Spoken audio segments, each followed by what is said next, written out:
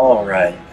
So my name's Freedom Cole, and I'm most known for the astrology that I do. And I lived in India for more than 16 years and traveled with an Indian teacher and learned the traditional Indian system of astrology in various levels of being. And I also do yoga and Ayurvedic medicine, and I weave all those together. So today, I'm going to be talking about the lunar phases, and in the most rudimentary element of astrology that impacts your daily life is the fact that the moon is constantly changing and being in a different phase. You know, every time we look out, the moon is in a different place with a slightly different crescent. And if we look at this image here, and it doesn't show it too well, but you can see how there's a little bit of a shaded area. So this shaded area of the moon changes every day. Every day, it's a different shape of the moon. And that moon is impacting. It's impacting us.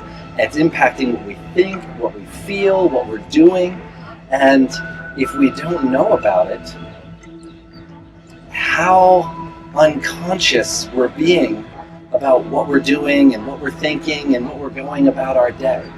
And I'm teaching this not as a system where you're going to say, oh no, I can't do this on this day because X, Y, Z. Or, oh no, it's a bad day, don't da-da-da. Our goal is to be aware and to say, oh, if this is happening on this day, it means whatever it means. If I have a choice, I can leave for this event on Tuesday, or I could leave on Wednesday. What day is going to be the better day for me to leave? And if we have a choice, we might as well make it and take everything into consideration. So this is meant to empower us and to give us more understanding, more vision, and more awareness. It's not in any way meant to limit us. And so I say that in the very beginning. Because a lot of times when you teach these things, people say, oh no, now I don't even know what day it's going to be okay to do whatever they're going to do. And we don't want that. We want expansion. So the 30 phases of the moon. So the first thing that I go into here is a trinity that exists in the Indian philosophies. And this shows up in the Vedas, in the Puranas, in the Tantras. And it's this trinity of mind, breath, and time. Mind, breath, and time. Or we could say thought. Because what is mind? Mind is these thoughts that are happening in your mind. And breath has a lot of different levels. You know, it's more than just air coming in and out. And we're going to explore that a little bit. So it's not a concept, but it's a reality that you can feel. And then time. And I have a year-long course where I just talk about the different units of time and how we use them to predict things and understand human actions and the human life and the unfoldment of karma. Yeah. If we take time at its simplest level, you wouldn't plant your flowers in December outside, particularly if you're living in a cooler climate. You plant your seeds at the time in the spring where they're not going to get frosted and they're going to be able to grow into their most beautiful form. So life is just like that flower seed. We want to plant it at the right time so that way it can grow into its most beautiful possibility. And if we plant it at the wrong time, it doesn't function as well. Similarly, there's many other things in life where timing is everything. The female cycle, the female reproductive cycle. There's a time that pregnancy can happen, and then there's a time that pregnancy doesn't happen. So there's what they call, it's called a fertile time. And that fertile time is with everything in our life. So time. So I'm gonna do my best here with all the everything happening around us to give us an experience of time, breath, and thought. And the first, we could almost say experience, the first experience we're gonna have is if you feel comfortable shutting your eyes and thinking about the last time that you were really late for something that was really not supposed to be late, and you forgot something, or something like not good was happening, or you were getting really anxious, and just bring that into your mind. And start remembering that as much as you can so that it can become vivid.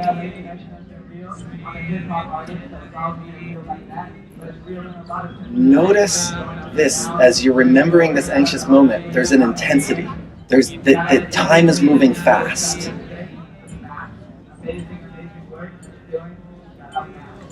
And as you're remembering this, take a minute and notice your breath. And notice your breath, but keep the memory of this thing that was making you really anxious. Notice how short and irregular the breath has become. So the mental experience of time is very fast. The breath has become short, and the thoughts are anxious. See how they're all connected? Okay, let's clear that. So just take a minute, shake that out. Whatever you do to clear. And we're going to take the other side of the spectrum. And we're going to think about a time that we were really sad about something. Sad, depressed, nothing was feeling good. And bring that into the mind and see if you can bring some of the flavors of that memory forward so that you're really feeling and remembering that time.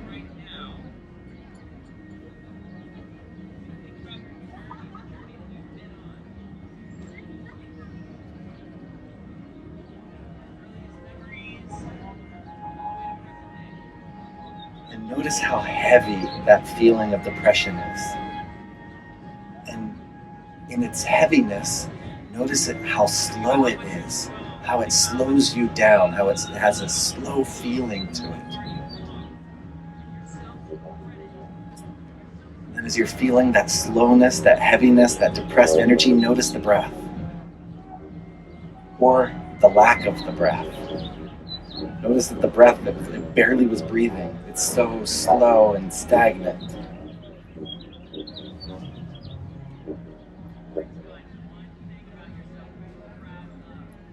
And just notice the thoughts are depressed, the time is slow, and the breathing is suppressed.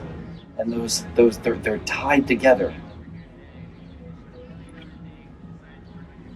All right, and so let's let that go. Shake it out in whatever way you shake that out. So this wasn't just a concept. This was, we all experienced, and I do the depression and the anxiety next to each other because they're so drastically different. We're going to do it again, but this time we're going to go in an opposite direction. We use the thought to bring the change. This time, speed up the breath, but keep it not deep.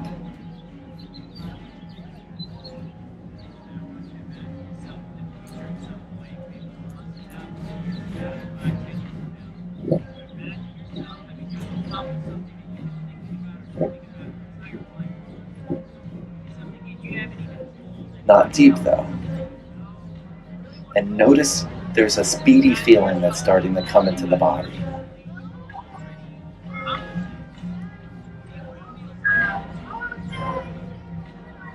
And begin to watch your thoughts as you're breathing this way, what you start to think about.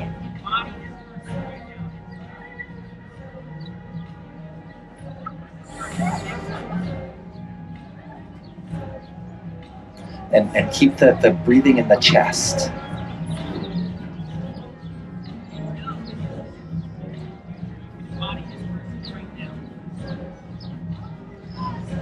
What is this short, irregular breath? It's creating this speediness. What kind of thoughts is it bringing up? It's bringing up an anxious feeling. So you didn't even think about the anxious thing, but you're getting an anxious feeling just by breathing that way. So breath, thought, and time, they're tied together. So we're going to do the depressed breathing. And the depressed breathing means barely. It's like it's barely there. You're holding it back. You're not letting yourself fully breathe. And we'll just be with a moment of almost this suffocated breathing.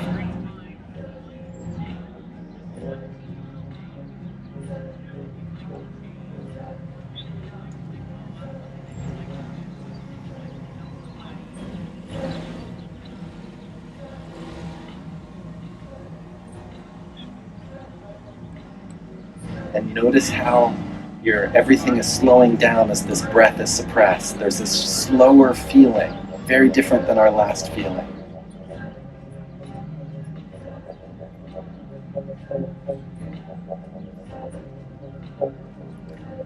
So we're watching the breath, we're watching that feeling, time tone, and then we're going to start to be aware of where our mind goes when this slow, suppressed breath is present.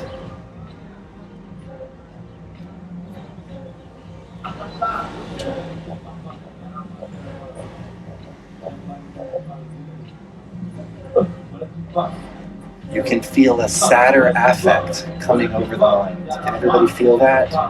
There's a sadness feeling, huh? Really heavy and dense. Really heavy and dense. So that suppressing the breath, it totally changed how our mind is feeling and thinking, and that feeling tone is going to change what kind of thoughts we're going to have. So this brings a whole new meaning to when somebody says, just take a deep breath. Like, that's this way bigger medicine than people actually realize. Taking a deep, slow breath is so powerful. And so this connection between breath, thought, and time, we all experienced it, right? We experienced it, like, tangibly.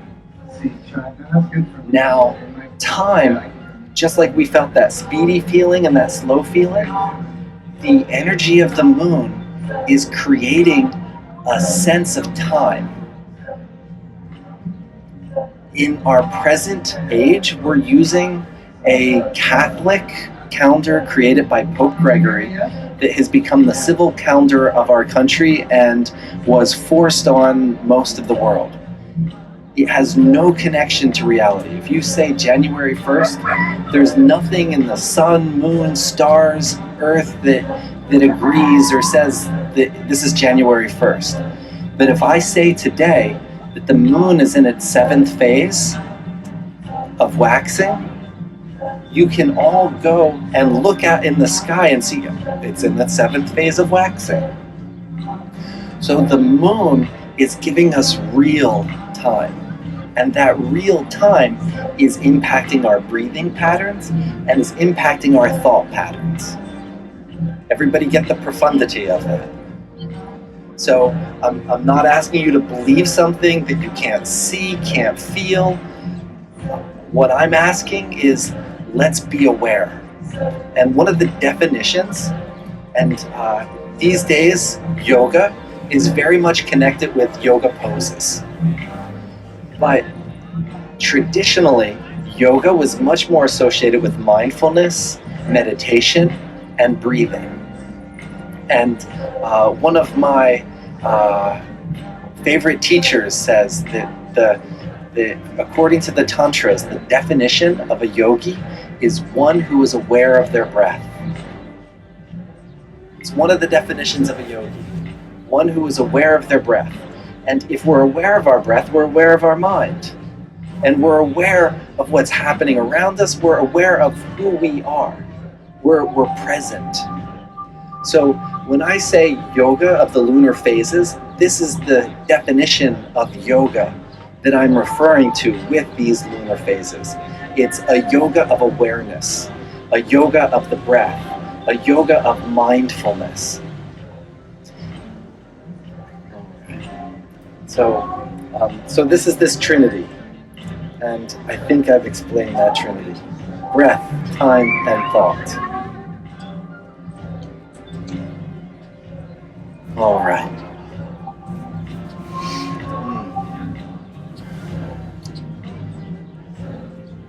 So, real time has quality to it. And I'm going to say that just one more time. Real time has quality. It's qualitative. It has a feeling sense. It's not just a number on a clock. You know, sometimes we have these people say that time's not real, or I don't believe in time. You cannot believe in the Gregorian calendar. You cannot believe on a mechanism on the wall. But the sun rises and the sun sets, and the moon gets new and the moon gets full. So this is it's the most real thing that is possible. And in the yogic tradition, there was great awareness of these cycles and how they impacted the human being as well as society as a whole. So I created the context of where we're going and why we're going. Now I'm going to get a little more technical so that we can make sure we know what is meant by these lunar phases. And then my plan is to move into what these phases mean so that we can utilize them to plan things, utilize them to pay attention to our mind, and then I'll open it up for questions that anybody wants to share and look at. So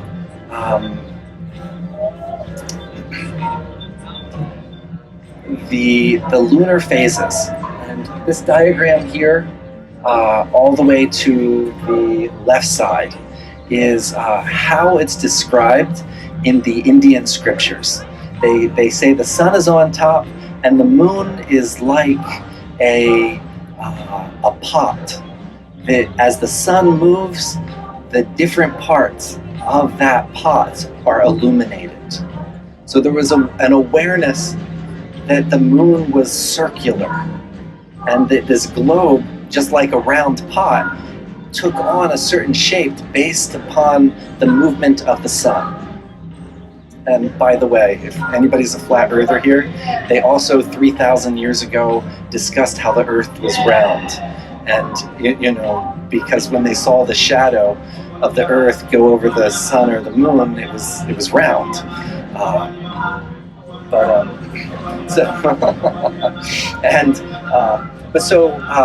In this diagram, there's two really important things for us to gather. And the first is we see how the sun's on top. Now, when the moon is close to the sun, that means it's between the moon is between the earth and the sun, and it's moving. The side to the sun is bright, but the side to us is dark. So when the moon is closest to the sun, we see it as new. We see it as dark. Now, as the moon moves to the other side of the earth, so that there's the sun, the earth, and then the moon is hanging out on this side, we see the bright side of the moon, and we call that the full moon. As it's moving to the side of the earth, half of it's light and half of it's dark from our perspective. So the phases are being created by the sun-moon relationship. The phases are created by the sun, Father, God element, and the moon, Mother, Goddess element. So these phases are a male-female balanced creation. Even though we're looking at the moon, that moon and the clothing she's wearing has been created by the two of them. So there's a harmony between male and female there. Now, our present calendar doesn't have that harmony. Our present calendar is a solar-based calendar. When I say our present, the Gregorian calendar that's used by the U.S. government and the Catholic Church is solar-based with no lunar component whatsoever.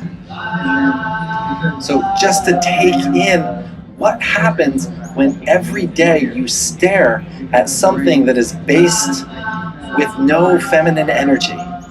What's going to happen to the mind? What's going to happen to your plans? What's going to happen to our society as we plan and guide our life without this lunar energy?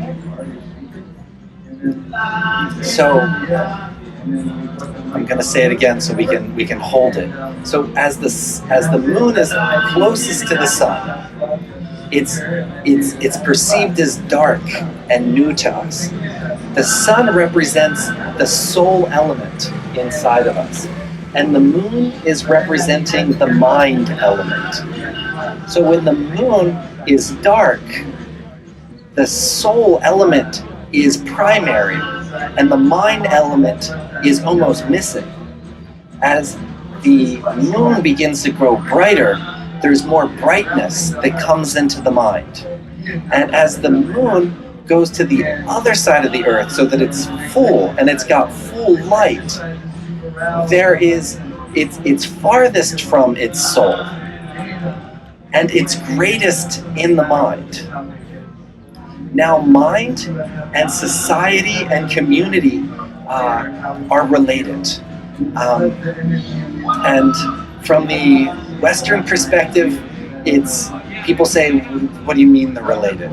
But from the Vedic perspective, as your culture is, so are the thoughts you're going to have. Who you hang out with is what you're going to be thinking. So the thought process and the community process are completely tied from the Indian perspective. If I wanted to have an event with lots of people present, when is the ideal time? Lots of light. If I want to do some internal spiritual work, the best time? Dark moon. You go out, it's going against the flow. Whereas the moon gets full, there's a desire to be with people. So, as I said, this isn't to limit you in any way, but it's to bring awareness. And so as you start paying attention to parties and events and festivals, start paying attention to those lunar phases and the quality of people and the amount of people that are showing up and your own desire to want to participate externally. All right, so we got dark moon, full moon. All right, so we got full moon. I talked about half moon. In Sanskrit, the word for full moon is called Purnama, and Purna means full or complete, completely filled. The word for half moon is called Ashtami, and Ashtami just means the 8th phase. So they don't have a word that actually means half. They're just, the 8th phase is the half moon. And now in English, we have the word new moon, and we don't have any other word. But in Sanskrit, we have two words. We have one called Amavasya, which is dark moon, and one which is called Pratima, which is new moon. And so this diagram is my best attempt to make it easy to understand.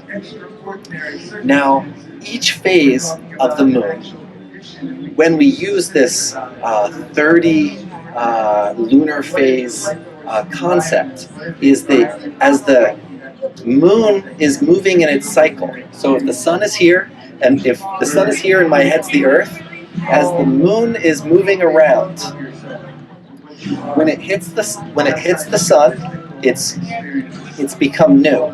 12 degrees of motion past that is its first phase. 12 more degrees, it hits its next phase. 12 more, its third phase.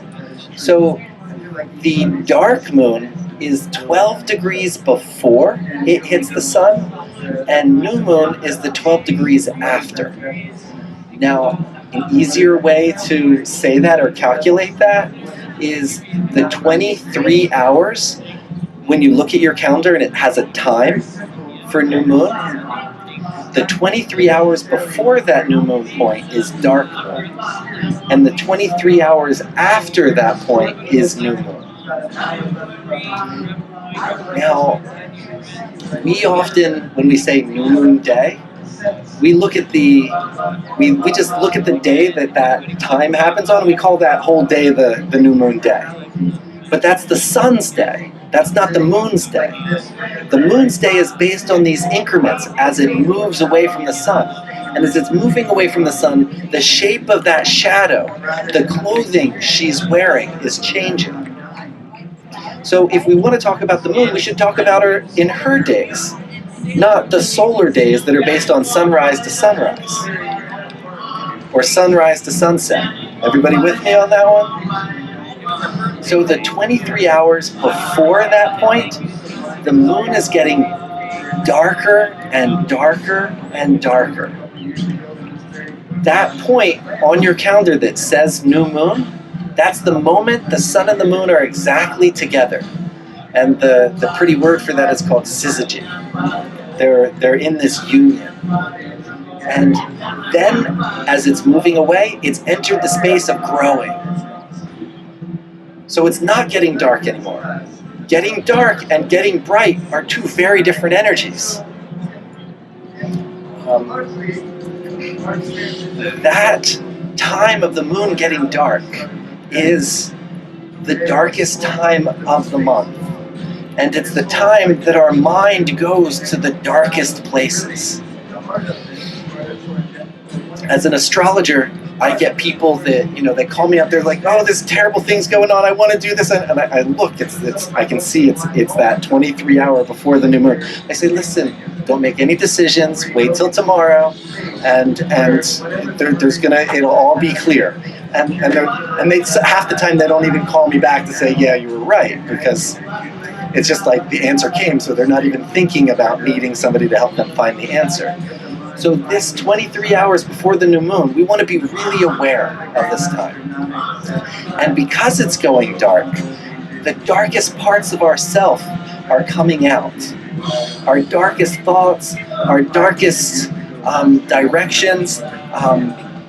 Women understand this better than men in that the day just before menstruation, there's this intensity that arises in the hormonal cycle.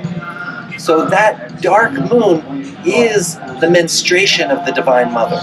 That's her in the moment where she's about to menstruate, and as it hits new, she's released her blood, and she's beginning to, there's still 2 or 3 days where she's going to bleed some more, but she's this intensity that's been building has been released at the new moon point.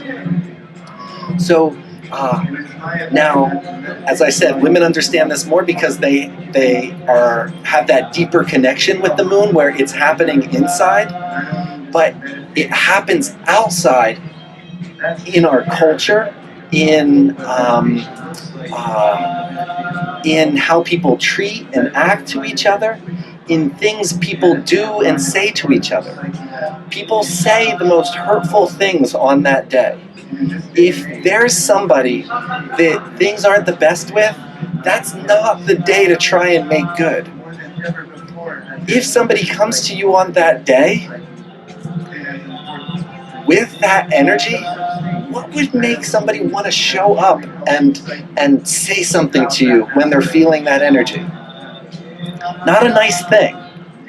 So the people that, and just to be clear, if you see your best friend every other day or once or twice a week and he comes to you on that day, you see him all the time.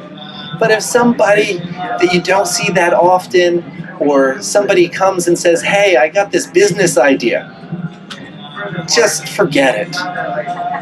If they say, I got this important thing to talk about, say, I'm too busy. Even if you have nothing to do, say, I'm too busy today, and wait till after that new moon point. You will save yourself headache upon headache, and you will save yourself friends, and you will save yourself money.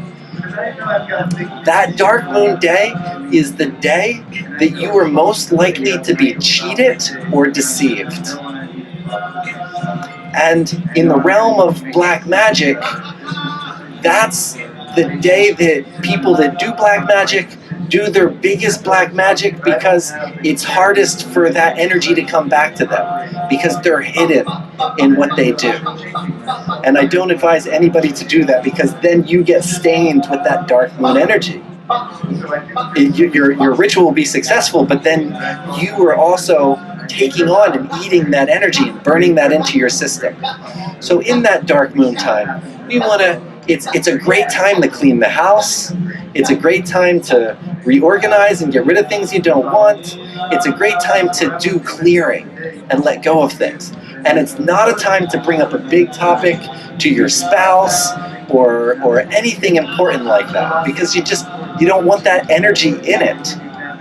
As that new moon point happens and we enter the new moon zone, the new moon, it is a fresh, clear energy. We've cleared, the energy has been released.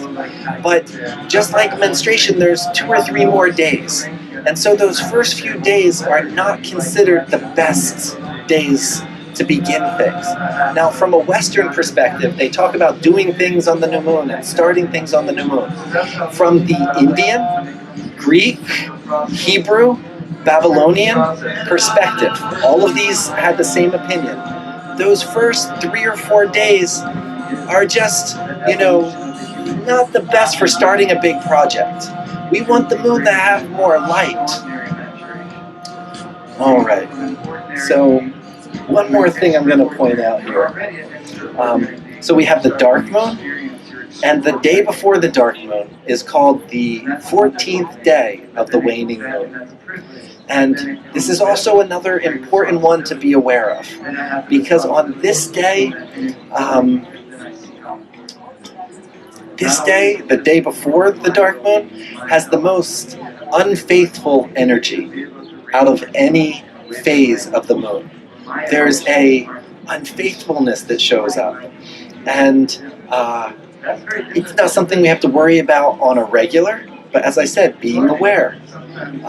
If this is not a time to have a first date, because if you expect that person that you have your first date with on that day to be faithful to you, then it's not going to happen.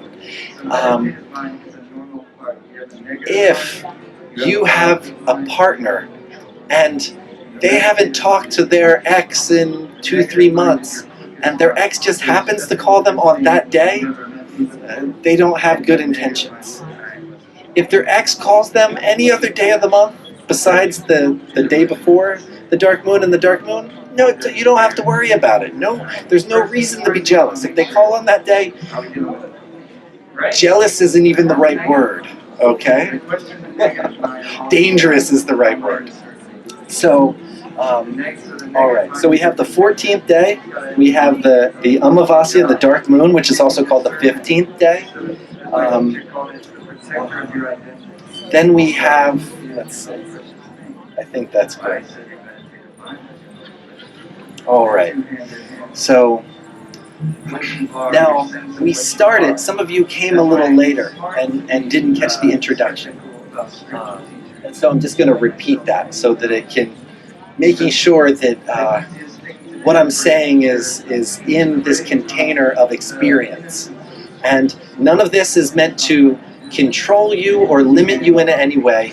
It's meant to increase awareness and mindfulness. And all of this can be experienced. I'm not asking any of you to take my word for it. If you take the calendar and pay attention, you'll see it yourself. And that's the bottom line. Don't take my word for it. Use my word to note the energy and be aware and say, is it really like that? And just watch. No doubt. No doubt. All right. So I talked about this critical zone, this dark moon zone. And we'll talk a little bit about the full moon too. But the full moon's all nice, so there's nothing we got to worry about. We just have fun and do lots of good stuff, right? But we're going to go first to a general look at the growing and waning of the moon, and then we're going to get real specific to each of the 30 phases. And then we'll talk about another level of specific that I can't even tell you, only you can figure out. So the most general level is from that dark moon until the 10th phase. So that's 10 lunar days, not 10 solar days. So 10 lunar days from that is connected to the goddess Durga. Energy is growing. Things are being created. Things are coming into being. If we look at from the 10th phase to the 5th phase after the full moon, the 5th waning phase, or we could say the 5 days before full moon and the 5 days after full moon, this is connected to Lakshmi. And Lakshmi, as a lot of people know, is the goddess of prosperity. She's also the goddess of love. She's the goddess of abundance. She's, in most images we have in the West, she's drawn pretty skinny, but she's not a skinny goddess. She's a very round goddess. She's abundance, and there's a fullness to her body in its traditional form. And so that time has this growth. Everything is growing and blooming, and something good is coming of things. Even if you're suffering while these good things are coming, as we'll get into detail soon, there's still a beneficial energy at that time. And the thoughts during that time are much lighter. They're much happier because there's more light on the moon. There's a deeper breath happening during that time. That 5 days before and 5 days after, there's an expansiveness to the breathing. As we get past that 5th day, the 5th day past the full moon, and we take those 10 days coming to new, the breath gets shorter each day, and there's a subtle heaviness that develops. And there's an inward motion, as we all saw in the beginning, when with the breath slowed down, we slowed down, there was a slower energy that was present. And we start becoming more internalized. Now, in a lot of the Western models, they're going from the half moon. And we'll talk about the half moon in a little bit. From the Indian perspective, the half moon is not the best phase in and of itself, because it's a phase where things change. And so if you started a new job on the half moon, the chance of you staying there long is not likely, because it's a time where things are going to change.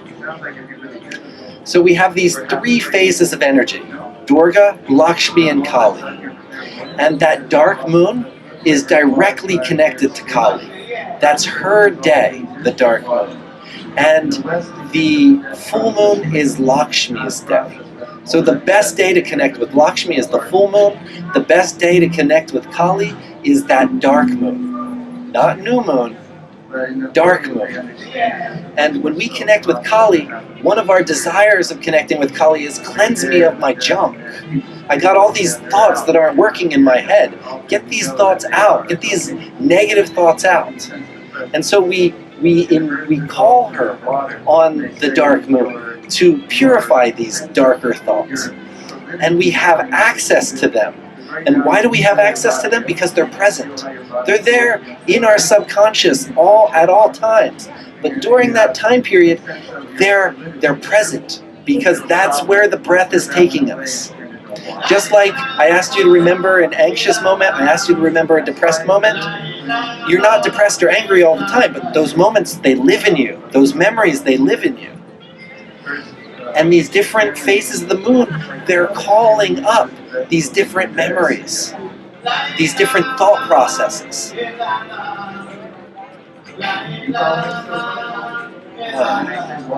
All right. I'm loving this. Keep going. And so, as I said, this is meant to invoke mindfulness and awareness, right? If you and your partner need to have a big talk to rearrange your relationship dynamic, do you want to do it just before the dark moon?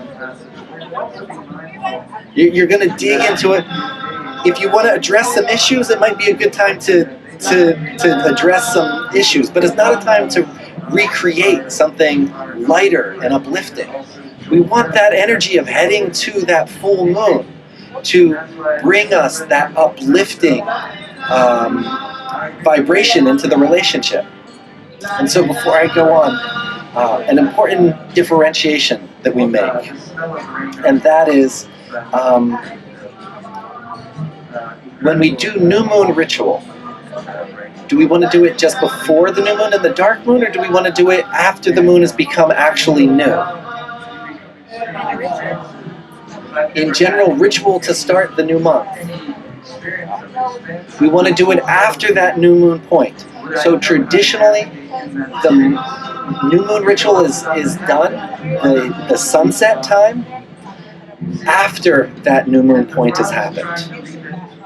So if that new moon point happens at 9 o'clock at night, traditionally in India, they'll do the new moon ritual the next day. The full moon ritual is ideal to do before or after that new moon point. Before, while the energy is still coming into fullness, because as soon as it hits that point, it's beginning to lose light. So in general, we want the and in India, some traditions do the morning rituals for full moon, and some do evening rituals. And so whichever one you're doing, you want that either the morning or the evening to be after that full moon point. I'm sorry, before that full moon point. That way you've captured. If it was full moon at noontime, and you're going to do an evening ritual that night, you've missed the big bubble of nectar that's growing. So even though on your calendar it might say full moon at 12 noon, your most powerful ritual is the night before. Simple? Okay. So one more note here. And actually, all right. So as I said, we had that general, and now I'm getting to specifics. So each of these 30 phases has its own energy. And this is a little chart that I made to make it really easy. And I'm going to show everybody that, I have a calendar that is free online.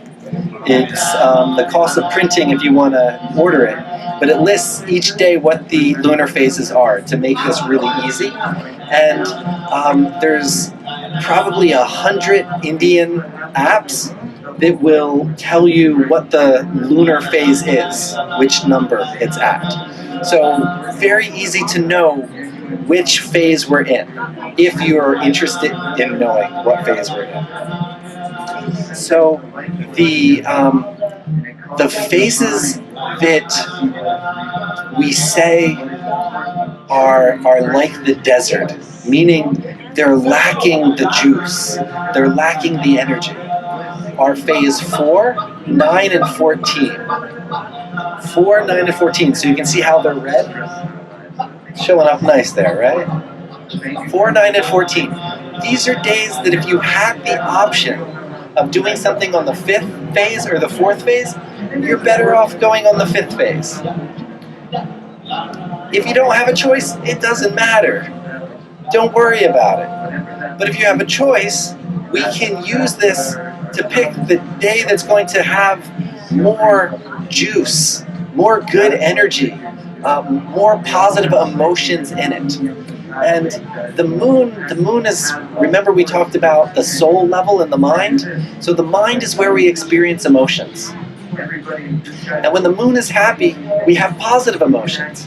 When the moon is not well placed, there's negative emotions that are arising. So this 4, 9, 14 day have more likelihood of the mind going to a place of lack, to that place of not feeling worthy, to that place of beating yourself up and not feeling good enough. If you're going for a job interview, do you really want to go on that day? We want to go on a day where there's much more positivity. So just that awareness there. Then we have the Ashtami, the eighth, and that the eighth is the half moon. And I mentioned before that eighth moon is this transition point. So things that are done on that eighth phase are likely to change. Now, let's say you're going to go in debt. You have to borrow money from somebody. You don't want to be stuck with that. Do it on the eighth day and it'll change. Do it on any of these red days and and you won't be owing them for that long. So things that we don't want to last long, it's beneficial to do on these dry days. Things that we want to have around, that we want to feel good, we don't want to do on these days. The yellow days are neutral. They're days that they're good for some things, not good for others. And then the green days are days that there's more likely to be a positive emotion happening. Less likely to end up in that negative cycle in the mind. Now, how important is this for awareness of our mind and mindfulness? And so to be paying attention to these phases. Now, as I say that, this is the general understanding. And minus full moon and dark moon, which there's no escaping the energy they bring. These other green and red combinations here, one that's red and really negative for you might not be that bad for him. And one that's green for you might not be so good for her.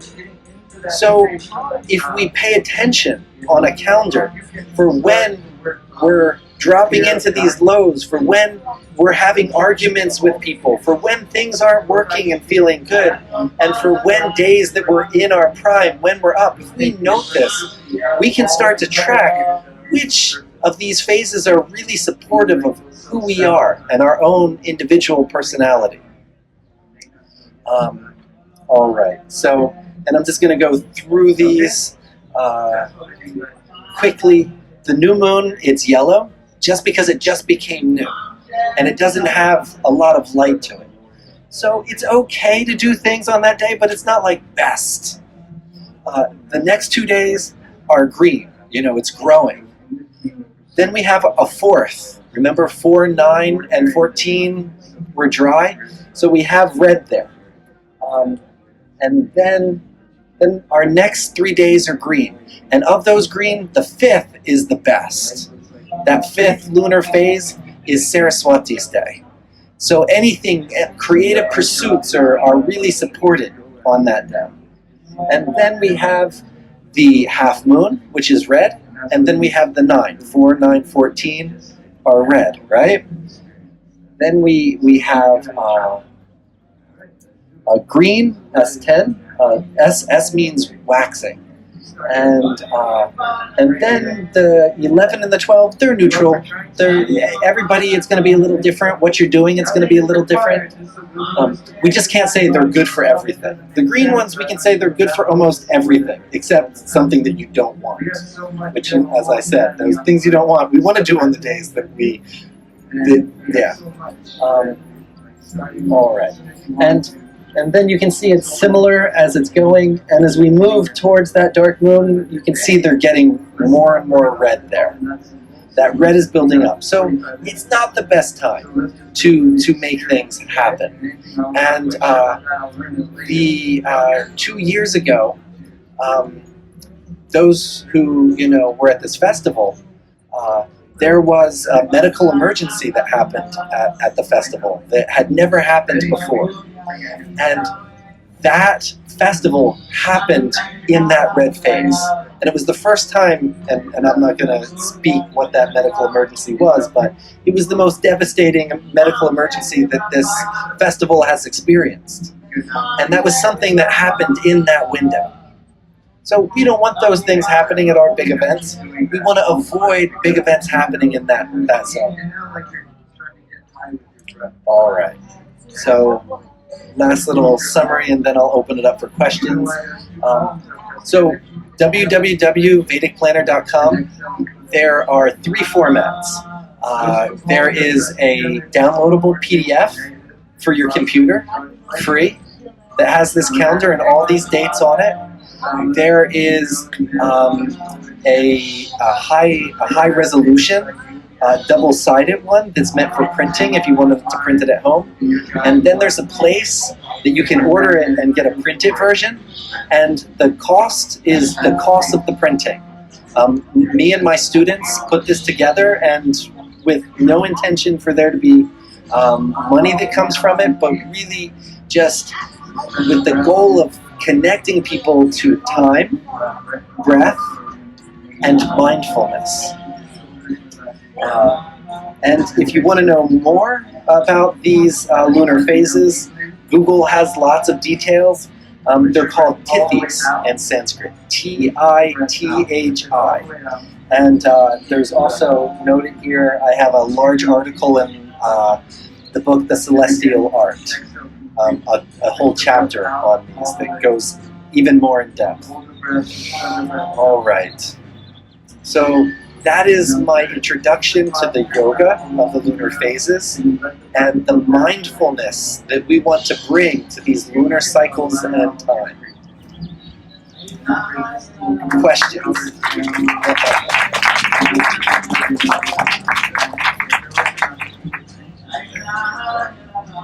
Yes. The question is about hitting the top class and everything you want to bring with you, especially something you want to give up. Which phase, like technicality and achievement? So the question is, if you want to do set an intention for giving something up, when would be a good time? And we want a more beneficial time in general, because you want that giving up to be a lasting thing in your life. If you gave up smoking, then you want that to last. Where if you did it on the half moon, you gave up smoking, then you give up smoking for a week and then come back. So green day. A green day is ideal. Yes. So then the green, yellow, red isn't necessarily good and bad, it's just lasting effect. Not lasting. Lasting and also more beneficial emotional states. Okay. Yeah. So that's why the red days and the fire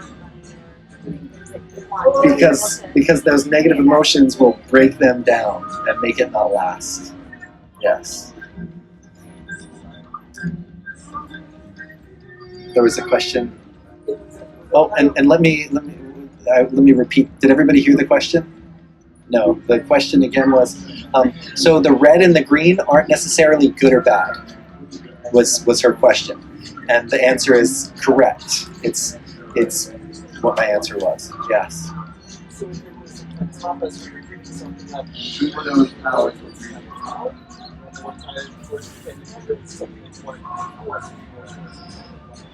So he's saying, if you want to give something up, is it better for Kali or Lakshmi? And for giving something up, let's just phrase it slightly different. You know, if you're trying to get rid of drinking and smoking from your life, from the Vedic perspective, you're trying to bring more balance in. So it's less about the destroying. If you have more health, you won't want that anyway. So the commitment is to the health, and therefore we want it on a beneficial, lasting time period. Yeah. Let me get somebody on this side of the room. Yes.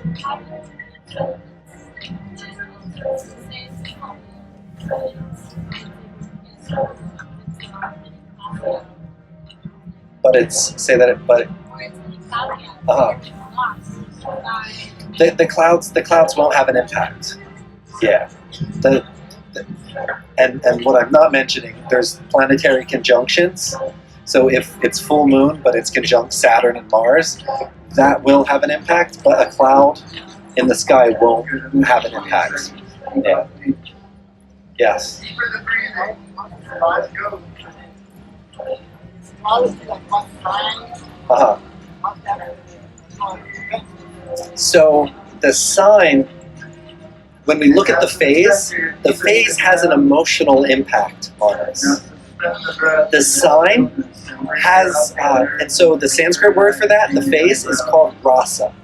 It has the rasa. What is the flavor? What is the emotion that we're dealing with? When we look at the sign from the Vedic perspective gives the prana. It gives the life energy. How much energy do you have? What is that energy for? So they're giving a slightly different realm. And when we, as a Vedic astrologer, we combine them.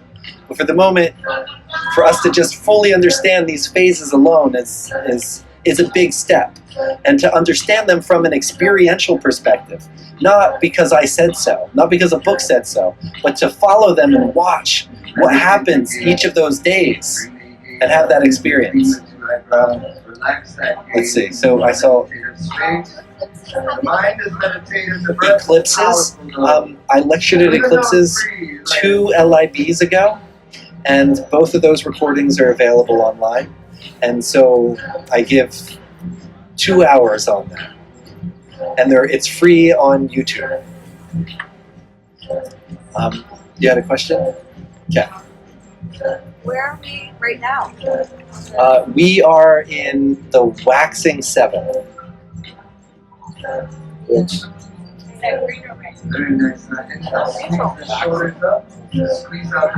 so it's a good day. And now, if we take that into account, there was this mud, there was people that weren't allowed in, there was electricity that wasn't working, which the phases aren't. People, do you hear people complaining and getting really upset and being angry about that? I mean, people could be really upset, but people are handling it really well. And this is because of the beneficial phase. Where when we get to those the red phases, even these little things that aren't that big of a deal, it's dusty. People are all upset and all going off and complaining and yes. Okay, good, but here's the thing. Every inhale, fill your lungs. Chronic breath. Use your core strength. Yes, the waxing and waning is a little different. Okay, so And go in deep and Because remember, we're also incorporating the Durga Lakshmi Kali. so out of this circle of the chart, which one? We're waxing. Yeah, totally. But on the chart, like phase 10 is green, but on the circle phase 10 is yellow. Yes. Because, say that again? Okay. The colors aren't the same in the chart. about 20 seconds. Because on the waning, For the breath. it's the waning phase and it's past the 5 days after. It's entered the Kali phase. So it's green for the waxing, but then the green and the red are coming together because it's the waning plus the green of a beneficial phase, and the green of the beneficial phase is uplifting that red to give it a yellow tone. Okay, so it's like yellow is the neutral. Yellow is giving it's neutral. It's good for some things, it's bad for others. Amazing. Inhale. All right, I have time for one more question. The arms out. Legs are strong. Fingers are tight. So we're in green phase Good. Exhale. Today. phase tomorrow. Yes. This is for building your One back. night at its best. All of life Tonight? is Tonight's the night. If you were gonna ask her the big question, tonight would be the night. rather.